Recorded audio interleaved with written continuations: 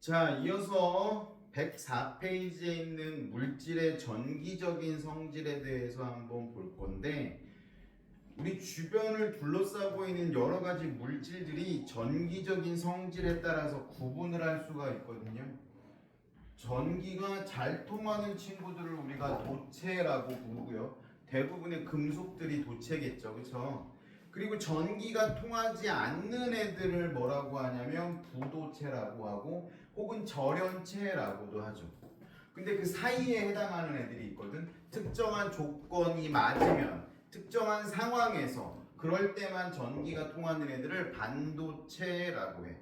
그럼 얘네들이 왜 이런 성질을 갖는지를 곰곰이 한번 생각을 해보면, 기본적으로 우리가 물질이라고 하면 원자로 구성이 되어 있고요.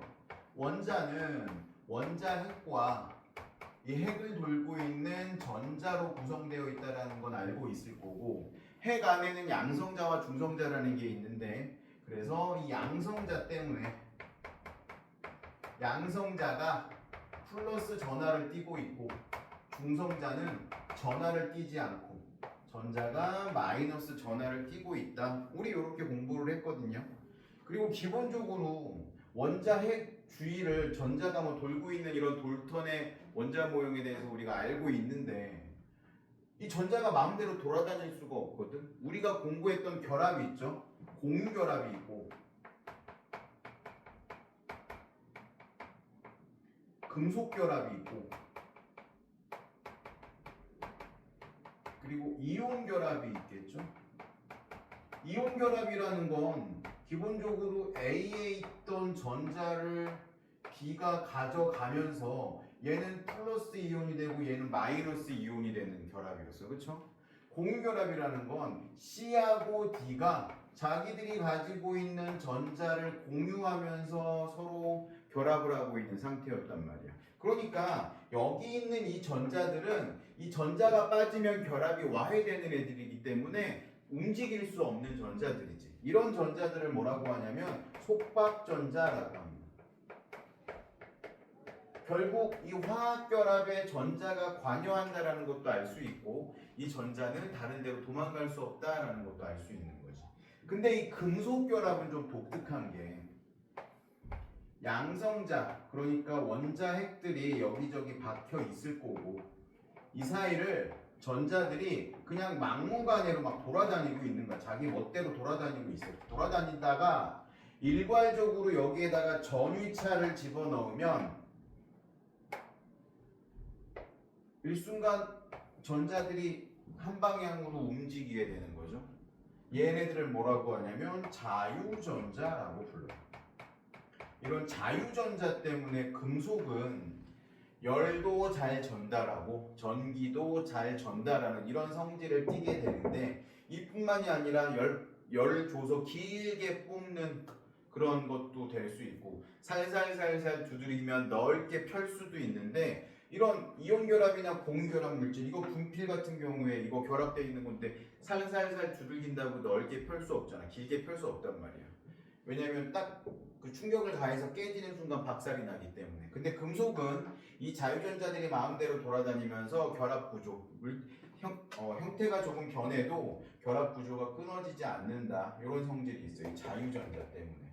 그래서 이 금속들은 대부분 전기가 잘 통하는 도체로 사용이 되고, 부도체들은 전기가 통하지 않는 절연체라고 한다. 교재로 한번 보니까요, 자유전자하고 속박전자에 대한 내용이 먼저 나와 있고, 도체 한번 봅시다. 전기적인 성질, 자유전자가 많아서 전기가 매우 잘 흐르는 물질이라고 나와 있고, 전기 전도성이 높대요. 예로 드니까 금, 은, 철, 구리, 알루미늄 이런 금속들이 포함되어 있고, 부도체는 보니까 전기가 잘 통하지 않아. 왜? 자유전자가 없어. 전자가 빠져버리면 결합 구조가 끊어져 버리는 물질들이기 때문에. 고무, 유리, 나무, 플라스틱. 그래서 보니까 구리전선 우리가 많이 쓰잖아요. 가전제품이나 전선으로 많이 쓰는데, 얘네들을 다 누가 감싸고 있어? 대부분 고무로 감싸고 있지. 전기가 통하지 않으니까. 구리전선이 전기고 통하는데 이거 만져서 우리 손이 다칠 수도 있고 큰 사고가 날 수도 있잖아요. 그리고 자기들끼리 붙어도 합선이 일어날 수 있고. 내가 왜 예전에 내 꼬마 전구 그 얇은 전선으로 꽂았다가 죽을 뻔한 적 얘기한 적 있잖아, 그쵸? 니네 수업도 얘기했었죠? 안 했어? 그런 적 있었어. 초등학교 4학년 때인데 그 왜 건전지 연결해가지고 꼬마 전구 불 켜게 하고 저항 계산하고 막 이런 거 실험하잖아 초등학교 때. 집에 왔는데 주머니에 학교에서 실험할 때 쓴 전선이 한 가닥 있는 거야. 근데 절대 세빈 게 아니라 우연히 내 주머니에 들어간 거야. 근데 그 당시에 우리 집은 110V를 쓰고 있었는데 지금은 전체 우리나라가 220V를 쓴 압이 됐지만 그때는 이게 바뀌던 시기였거든요. 그래서 110V는 콘센트가 어떻게 돼 있냐면 이렇게 길게 돼 있고 이렇게 구멍이 두 개 이렇게 나 있어요. 이런 식으로. 지금 쓰고 있는 이 돼지코랑은 좀 달라. 그래서 이런 식으로 두 개씩 나 있는데 한쪽에다가 내가 이걸 잘 말아갖고 콕 찔렀어. 아무 일도 일어나지 않아. 오호, 왜 아무 일도 일어나지 않지? 그래갖고 이걸 돌려가지고 그날이 토요일이었거든. 그때는 토요일도 학교를 갔단 말이야. 요거를 집에 아무도 없었어. 나 혼자밖에 없었어. 돌려가지고 탁 꼽는 순간 기억이 안 나. 번쩍하면서 막 탄내가 나고 이건 전선은 뻥 터지고 우리 집 차단기가 뚝 떨어졌어. 전원이 나갔어. 그때 우리 엄마가 들어오시네. 와, 그 정확한 타이밍에 엄마가 딱 들어왔는데 집에 불 꺼져 있고 어디선가 탄내 나고 나는 거실에 이렇게 자빠져서 있고 멍하니 애가 정신도 못 차리고 엄마한테 등짝을 얼마나 세게 맞았나 몰라. 그게 내가 엄마한테 처음 맞은 거였어 그때가. 절대 그런 짓 하면 안 돼. 죽을 뻔했어 진짜. 차단기 떨어지고. 이게 만약에 그 얇은 실험하는 게 아니라 진짜 굵은 구리전선이었으면 우리 집 불났을 수도 있어. 누전이나 합선에 의해서. 굉장히 위험한 상황이죠. 그리고 이제 피복도 되게 얇은 거였기 때문에 터지면서 끊어지면서 그냥 타버려서 내 머리카락이 좀 그슬렸던 기억이 있어요. 자, 옆에 보니까 반도체가 있습니다. 특정한 조건에서 뭐 열을 가한다거나 빛이 전달된다거나 아니면 압력이 전달된다거나 해서 그럴 때만 전기가 통하는 애, 얘를 반도체라고 하고요. 도체하고 부도체의 절반 정도라고 생각하면 될 것 같고 대체적으로 규소랑 점화륨을 이용해서 반도체를 만듭니다. 그래서 규소랑 점화륨을 이용해서 반도체를 어떻게 만드는지 한번 그 왼쪽에 있는 걸 보면서 보도록 할게요. 자, 반도체는 크게 두 가지로 나뉘거든요. 반도체는 순수 반도체하고 불순물 반도체로 나뉘어요. 순수 반도체는 좀 전에 얘기했던 그 규소하고 점화륨만을 이용해서 만드는 반도체를 순수 반도체라고 하고요. 이 불순물 반도체는 두 가지로 또 나뉘는데 포지티브 반도체, P형 반도체하고 네거티브 반도체, N형 반도체로 나뉩니다. P형과 N형. 이 P형하고 N형을 구분하는 이유가 다른데 불순물 반도체는 이 순수 반도체에다가 특정한 원소를 덮어 씌워서 그걸 도핑이라고 표현하거든. 도핑해서 만들어. 우리 교재에서는 정확히 구분하진 않았는데 네거티브 반도체에는 어떤 애를 도핑하냐면 보세요. 인이 도핑되어 있고요. 포지티브 반도체에는 붕소가 도핑되어 있거든 지금. 붕소는 몇 쪽인지 한번 봅시다. 보니까 5번이 붕소네. 5번이니까 쟤는 13족이겠죠? 포지티브는 13족. 이는 15번이니까 얘는 15족이에요. 자, 보면 이런 식이야. 순수 반도체를 선생님이 한번 그려볼게요. 얘네들이 다 규소였어. 규소는 원자과 전자가 4개니까 냅두면 자기들끼리 이런 공유 결합을 할 거거든. 이런 식으로 결합하겠죠? 완벽하게 이렇게 공유 결합이 되어 있을 거야. 근데 이 가운데에다가 규소 대신에 이 13족의 인을 도핑했다라고 15족의 포지티브 반도체를 만들기 위해서 13족의 붕소를 도핑했다라고 가정을 한번 해봅시다. 13족이니까 원자가 전자가 몇 개겠어? 3개겠죠? 그러면 이런 상황이 될 거야. 이렇게 되고 여기에 빈 구멍이 하나가 생길 거야. 빈 구멍. 이걸 양공이라고 하고요. 뭐라고 한다고요? 양공. 구멍이 하나 생긴 거야. 이렇게 결합 사이에 구멍이 하나 생겨. 그래서 여기에 특별한 전압이 걸린다거나 열이 전달되거나 해서 전자들이 이동해야 될 상황이 생기면 이 구멍이 있으니까 이 구멍에 전자들을 메꾸면서 옆에 있는 규소에 있는 전자들이 옮겨가면서 이렇게 전자가 흘러가게 되는, 그래서 전기가 흐르는 이런 상태가 만들어질 수도 있다는 거죠. 양공에 의해서. 얘는 다른 형태야. 네거티브 반도체는 여기에다가 인을 한번 집어넣을게요. 이게 좀 헷갈려. 그래서 얘가 인이 들어가는데 얘는 네거티브잖아. 얘가 인이 들어가니까 얘를 포지티브라고 이름 지었으면 우리가 외우기가 되게 쉬웠을 건데 반대 현상이에요. 네거티브 반도체는 여기 인이 들어갔어. 그러면 인은 15족이니까 이렇게 원자과 전자가 5개거든요. 이렇게 공결합을 해도 전자가 하나 남으니까 어때? 얘가 왔다 갔다 돌아다녀. 그러면서 뭐가 되는 거야? 얘가 자유전자 역할을 하게 되는 거지. 그래서 특정한 상황이 되면 네거티브 반도체들은 이 전자가 왔다 갔다 하면서 전류를 흐르는 상황을 만들어내는 거죠. 지금 우리 교재에는 좀 자세하게 나오진 않았는데 예전 교재에는 얘네들이 어떻게 전류가 흐르는지에 대해서도 좀 자세하게 나왔었는데 그건 아마 교육 개정이 되면서 빠졌을 것 같고요. 자, 반도체는 여기서 끝이 아니야. 그럼 이 반도체를 이용해서 어떤 물질들을 만들어낼 수 있냐? 우리 산업에서 사용되는 이게 더 중요한데, 자, 그걸 반도체 소자라고 합니다. 제일 먼저 나오는 게 다이오드네요. 자, 쌤이 영어를 잘 못하긴 하지만 더블이라는 뜻으로 쓰입니다. 그래서 다이오드는, 오드는 소자거든. 반도체 소자를 의미하고요. 이 P형 반도체하고 N형 반도체를 하나씩 해서 2개를 붙여놓는 거, 이걸 다이오드라고 해. 그래서 이 소자의 끝에 다리가 이렇게 2개가 달려있지. 다이오드. 아니면 이걸 이렇게 만들기도 하고 휘어져가지고 한 방향으로 나오게 만들기도 하는데, 얘 다이오드는 무슨 역할을 하냐면, 자, 전기가 흐르는데 이 길을 막는 역할도 할 수 있기 때문에 전류를 한 방향으로 흐르는 역할을 하게 됩니다. 우리가 콘센트에서 쓰는 거는 교류 전기거든요. 교류는 무슨 뜻이냐면 1초에 60번씩 플러스 마이너스가 바뀌거든. 근데 우리가 장난감이라든지 집에서 쓰는 리모컨이라든지 이런 거 뜯어보면 건전지 들어있잖아.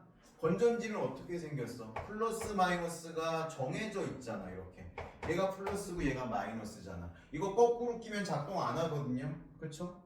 근데 교류전기라는 건 내가 스마트폰을 충전할 건데 이렇게 꽂으면 작동하고 이렇게 꽂으면 작동 안 하고 막 이러지 않잖아. 이렇게 꼽나 이렇게 꼽나 상관없이 작동하는 이유는 뭐냐면 이 안에 다이오드가 들어있어서 전류를 한 방향으로 지속적으로 흐를 수 있게 해주는 거야. 요 방향이면 통과하고 요 방향이면 잠깐 끊고. 근데 1초에 60번이니까 이게 끊어지지 않고 연결될 수 있는 거지.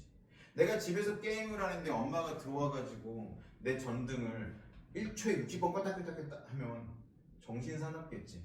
근데 본체를 1초에 60번 껐다 켰다 하면 이게 게임이 되겠냐? 한 번 오프되는 순간 완전히 나가버릴 건데. 그래서 이렇게 다이오드가 모든 가전제품에는 들어가야 돼. 전기 콘센트에 꽂아서 쓰는 가전제품에는 이게 없으면 작동되지가 않아. 다이오드 굉장히 중요하고요. 2개가 연결되니까 다이오드라고 그랬잖아. 그래서 요거를 3개를 한번 연결을 해봐요. PNP 아니면 NPN도 상관없어. NPN 요렇게 연결하면 다리가 3개 나와야 되겠죠? 그래서 트랜지스터라고 불러. 얘는 이렇게 2개가 연결되어 있을 때는 교류를 직류로 바꾸는 정류 장치라고 하거든요. 정류작용을 했었는데 이렇게 세 개가 연결되면 어떤 일을 할 수 있냐면 일단 중간에 얘가 들어있으니까 끊어버려서 스위치 역할을 할 수 있고요. 그리고 무언가를 증폭시키는 역할도 할 수 있어. 전파를 증폭시킨다든지 신호를 증폭시키다든지 이런 것들을 할 수 있기 때문에 최초의 라디오가 이 트랜지스터가 발명된 다음에 훨씬 더 보급이 많이 됐죠. 전파를 증폭시키니까 뿜어져 나온 라디오 전파들을 얘가 잡아내서 스피커에 연결해서 소리를 잘 들을 수 있게 만들어줘. 그리고 얘들이 더 직접이라고 하거든. 하나의 기판에다가 이런 트랜지스터를 엄청나게 회로를 새겨가지고 수천 개, 수만 개, 수억 개까지 하나의 칩으로 만들 수 있는데 그런 칩을 뭐라고 하냐면 직접 회로라고 합니다. IC라고 불러. IC. 가장 대표적인 IC는 오른쪽에 보니까 MCU, MPU 뭐 이런 것도 있네요. 우리가 더 많이 쓰는 거 CPU, GPU 이런 것도 마찬가지야. Central Processing Unit. 얘가 어떤 게 본체에 들어가냐에 따라서 본체의 성능이 바뀌거든요. 컴퓨터의 모든 계산을 하는 친구야 얘는. 그래서 선생님이 한참 학교 다닐 때는 얘만 좋으면 모든 게임을 다 할 수 있었는데 점점 그래픽이 화려해지고 막 실시간으로 무언가를 해야 되면서 그래픽만 할 수 있는 존재가 필요하게 됐어. 그래서 얘가 나타난 거야. 그래픽 프로세싱 유닛. 요즘 얘가 더 비싸. 뭐 얘 아무리 비싸봐야 한 4, 50만 원이면 사는데 최신 칩을 얘는 비싸면은 막 1000만 원까지 올라가더라고요. 그래서 또 요즘은 왜 그러냐면 이 GPU를 이용해서 AI가 학습할 수 있게 되는 그런 환경도 만들어낼 수 있기 때문에 GPU 값이 천정부지로 치솟고 있어요. 자, 그리고 이 다이오드를 우리가 하다가 다이오드, 트랜지스터, IC로 넘어갔는데 이 다이오드를 이렇게 구조적인 모양으로 만들지 않고